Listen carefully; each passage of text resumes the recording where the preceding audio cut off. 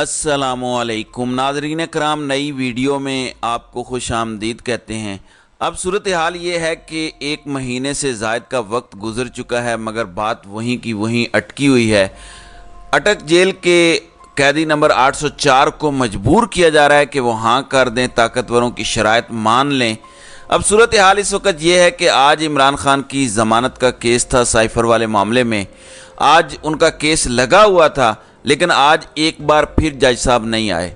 ये वाहिद मामला है इमरान खान का जहां जज साहब तशरीफ़ नहीं लाते। कभी किसी जज को मोशन लग जाते हैं, कभी कोई बीमार पड़ जाता है और कभी किसी की बीवी बीमार हो जाती है। इमरान खान के गुज़श्ता एक माह में अदालतों में जिस तरह का रवैया उनसे अपनाया गया है, अगर उसको चंद अल्फाज में बयान किया जाए तो ये कहा जा सकता है कि हमारे सारे जजेस बीमार हैं, हमारी जुडिशरी बीमार पड़ गई है। अब इमरान खान हर केस में जेल जाने से पहले मौजूद होते थे। अब चूंकि वो जेल में हैं तो उनकी लीगल टीम ज़ाहिर है अदालत में पेश होती है, लेकिन अगर कोई मौजूद नहीं होता तो वो जज साहिबान मौजूद नहीं होते। तो आज एक बार फिर समाअत बगैर किसी कार्रवाई के 9 सितंबर तक मुलतवी कर दी गई है, क्योंकि जज अबुल हसनात मोहम्मद जुल्करनैन से मुतालिक बताया गया है कि वो 8 सितंबर तक रुखसत पर हैं। इसका मतलब यह है कि आज एक बार फिर यह मामला लटका दिया गया है। दूसरी जानिब नाज़रीन कराम, मामला बड़ा दिलचस्प हुआ। मैंने पिछली वीडियो में आपको बताया कि कल जब ज़मान पार्क टीम नैब की आई तो उसका एक ख़ास मकसद है। इस वक्त कोशिश हो रही है कि किसी तरीके से इमरान खान को यहाँ से निकाल कर किसी बैरून मुल्क भेजा जाए। इससे होगा क्या? एक तो तासुर कायम हो जाएगा कि इमरान खान तो बड़े डरपोक हैं, इमरान खान ने मुल्क छोड़ दिया। दूसरे नंबर पर इन ताकतवरों को खुल के खेलने का मौका मिल जाएगा। तहरीक इंसाफ का कारकुन बेचारा मायूस हो जाएगा। वोटर निकलेगा क्यों जब इमरान खान बाहर बैठे होंगे? इमरान खान को ये नवाज शरीफ बनाना चाहते हैं, मगर इन ताकतवरों की पिछले 16 माह में इन्होंने जिस तरह के जराइम किए, रजीम चेंज ऑपरेशन किया, उसके बाद इनकी अपनी धोती फाट चुकी है। बेचारे 2 टके के नहीं रहे, इसलिए ये चाहते हैं कि इस हमाम में सारे ही नंगे हो जाएं।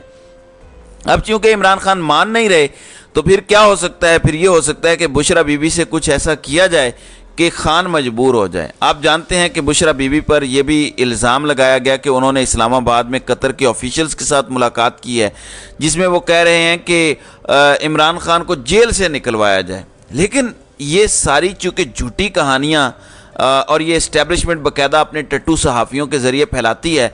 आप हैरान इस बात पर होंगे, आज तोशाखाना केस की समाअत हुई और वहाँ पे पुलिस ने बुशरा बीबी की गिरफ्तारी की बात की और पुलिस ने कहा कि मुकदमे की तफ्तीश आगे बढ़ाने के लिए इनकी ज़मानत खारिज की जाए।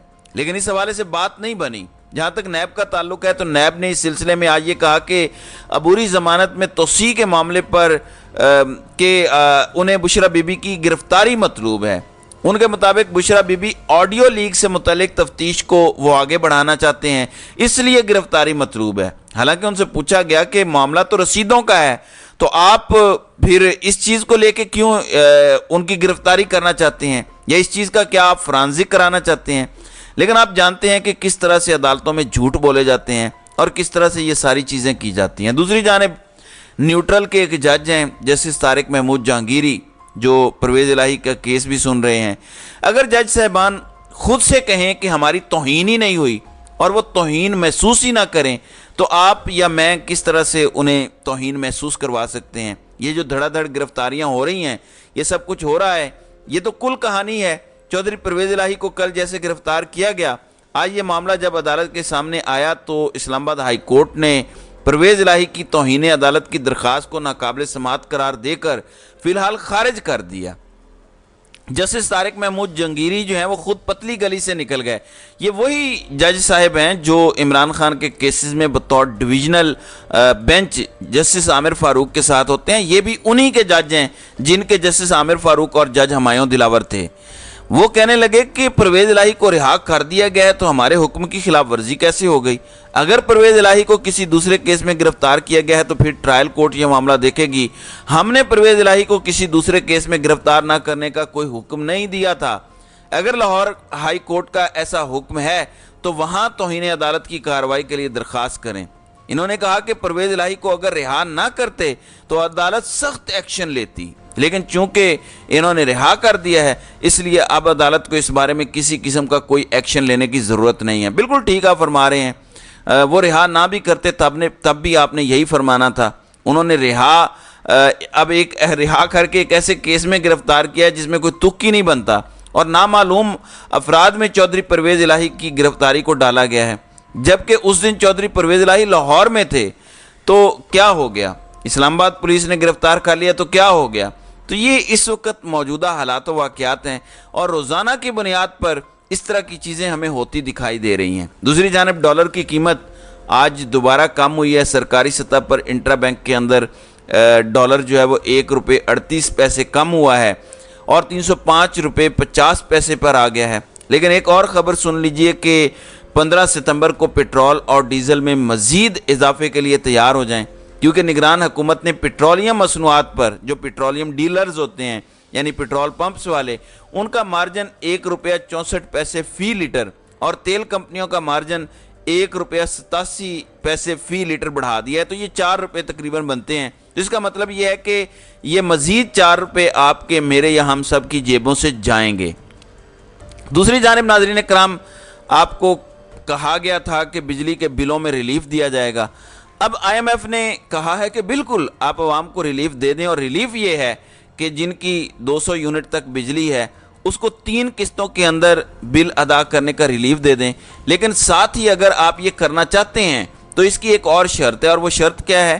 وہ یہ ہے کہ آپ تب تک گیس کی قیمت 50% بڑھا دیں، وہ بھی جولائی کے مہینے سے اس کی امپلیمنٹیشن کریں۔ تو اب آپ اس سے اندازہ کر لیجئے کہ پاکستان میں مزید آگے اگلے دنوں میں حالات کیا ہوں گے۔ آج خبر لگوائی گئی یا لگی ہوئی ہے دی نیوز اور جنگ اخبار کے اندر۔ صالح ظافر صحافی ہیں، آپ سب جانتے ہیں، بڑا معروف کردار ہیں۔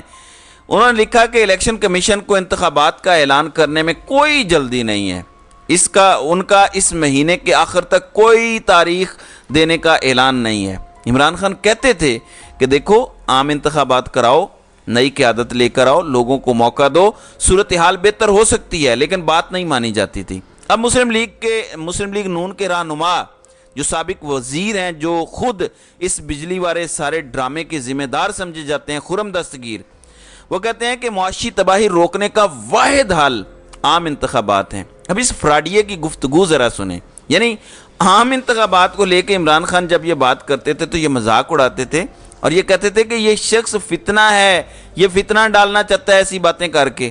اب ان کے اپنے منہ سے بوٹی چھینی ہے، ان سے وزارت چھن گئی ہے، تو اب عام انتخابات کی انہیں یاد ستانے لگی ہے۔ اب جو گھٹیا کردار آپ نے ادا کیا ہے، اب آپ کو عام انتخابات تھوڑے حوصلے اور ہمت کے ساتھ ہی ملیں گے۔ دوسری جانب فیصل واڈا، ایک ایسا کردار جس کے بارے میں سب جانتے ہیں کہ وہ کن کی چمچہ گیری کرتے ہیں۔ اب کل فیصل واڈا نے حامد میر کے شو میں بیٹھ کر کہا کہ آئندہ الیکشن کنٹرولڈ ہوں گے۔ اب وہ کنٹرولڈ الیکشن کیا ہوتے ہیں اس کا آپ کو اچھے سے پتہ ہے۔ دوسری جانب رات کو جیو کے شو کے اندر ہی ملک بوستان سے جو فارن ایکسچینج والے جو ہیں وہ کہتے ہیں کہ جتنے بھی پہلے آرمی چیف آئے وہ بیک فٹ پر کھیلتے تھے، جبکہ موجودہ army chief general Asim Munir نے کریز سے نکل کر کھیلنا شروع کر دی ہے۔ بات صرف یہ ہے کہ کہانیاں تو سنانے والے پہلے بھی آتے رہے، کچھ عملاً ہوتا ہوا نظر آئے تو پتہ چلے۔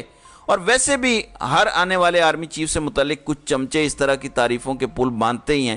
یہ چاپلوسی جنرل باجوہ کے بارے میں بھی کی جاتی تھی، باجوہ ڈاکٹرائن بھی آئے تھے، لیکن سوال یہ ہے کہ اس تاجر طبقے کو جب سہولتیں دی گئیں تو انہوں نے تبدیلیاں کیوں نہیں کی، اور تبدیلیاں اگر کی تو بہتری کیوں نہیں آئی۔ اب ایک اور خبر آ رہی ہے، جیسا انڈیا کے اندر نوٹ کی تبدیلی والا معاملہ ہوا تو 5000 کا نوٹ ختم کرنے کا سوچا جا رہا ہے کہ 5000 کا نوٹ ختم کریں گے تو شاید اس سے 2 نمبری کا پیسہ ہم کنٹرول کر لیں۔ جیسے بھی کریں، پاکستان کے عام آدمی کو ان چیزوں سے کوئی فرق نہیں پڑتا۔ پاکستان کے عام آدمی کو فرق صرف اس چیز سے پڑتا ہے کہ اس کو گراؤنڈ پر بہتری ہوتی ہوئی نظر آنی چاہیے، اور اگر وہ بہتری ہوگی تو وہ آپ کی تعریف کرے گا۔ یہ الگ بات ہے کہ فیصل واڈا جیسے لوگ کہہ رہے ہیں کہ جو پلان انہوں نے سنا ہے لوگ آرمی کو اور آرمی چیف کو کندھوں کے اوپر اٹھا لیں گے۔ اللہ کرے پاکستان کے اندر حالات بہتر ہوں۔ اس وقت لوگ کھانے پینے سے مجبور ہیں، بجلی کا بل ادا کرنے سے قاصر ہیں، پیٹرولیم مصنوعات آپ کے سامنے ہیں، لوگوں کو اور کیا چاہیے؟ ان کو تو صرف ریلیف چاہیے۔